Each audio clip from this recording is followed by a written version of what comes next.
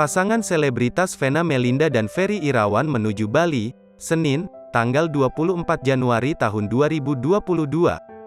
Vena Melinda dan Ferry Irawan ingin melakukan sesi pemotretan sebelum menikah, prawedding, di Pulau Dewata. Mereka juga akan mengurus dokumen menjelang hari pernikahan. "Kami mau prewedding di Bali dan urus dokumen ke KUA untuk numpang nikah," kata Vena Melinda di Bandara Halim Perdana Kusuma, Halim, Jakarta Timur, Senin pagi. Selama di Bali, Vena Melinda dan Ferry Irawan tidak hanya melakukan prawedding, tetapi juga silaturahmi dengan keluarga di Denpasar. Rencananya, Vena Melinda dan Ferry Irawan akan melakukan pemotretan prawedding di kawasan Ubud.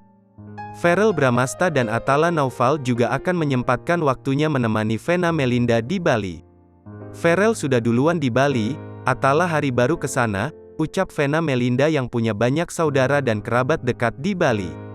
"Ferry akan menjadi member of the family dan harus kenalan sama saudara saya," ujar Vena Melinda.